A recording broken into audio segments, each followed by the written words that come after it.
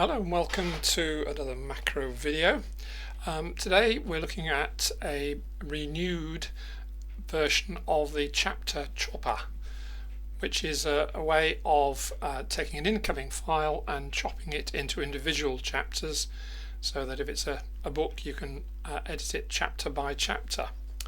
Okay, so I've got a sample book file coming in, and what we want to do is to indicate to the program what to call each chapter. So you could do it by manually marking the individual chapters like that, and chapter 1 then will be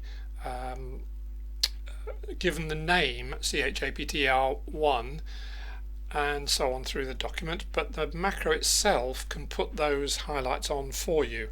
So if I run ChapterChopper, and it gives me two options: add highlighting and chop and save files. So at the moment I just want to add some highlighting.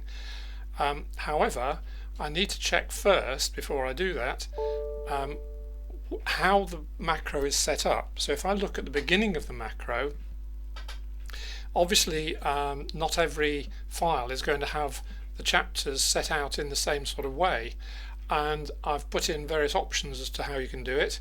So we don't want this bottom one because it isn't just a number for this this file. It's of the form chapter 1 full stop and then a new line. So that's that first one there. So if I take the apostrophe out, then that becomes the current model, if you like, the image that we use to put on the highlighting.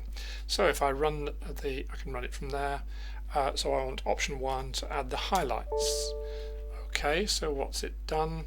Well, chapter 1 was already highlighted because I did it. Chapter 2 is highlighted, and so on right the way through. However, what we can also do is, suppose we want this contents list here to be included in the chapter 1 file.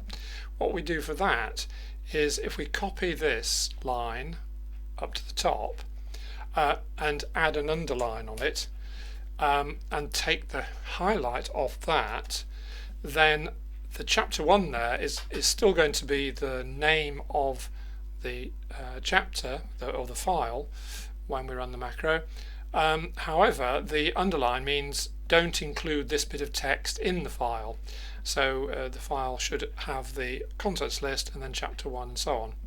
Okay, so we're already highlighted. We've gone through and we've checked that the highlights are in the right place. You need to do that because suppose you had a contents list there which actually said chapter 1, chapter 2, then that might get highlighted by the macros, so we'd have to take those highlights off before we run the chopping bit. Right, so let's try and chop it.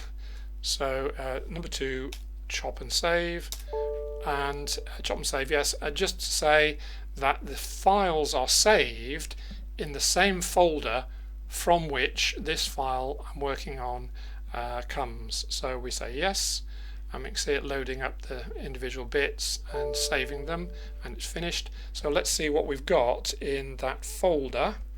If I use Control O to open. Okay, so I've got chapters 01, 02 and so on, and as you can see it's added a 0 in front of those numbers. That's an option. You can tell it not to do that, but if it's less than 10, then I add a leading 0. So you can get rid of that option if you don't want it.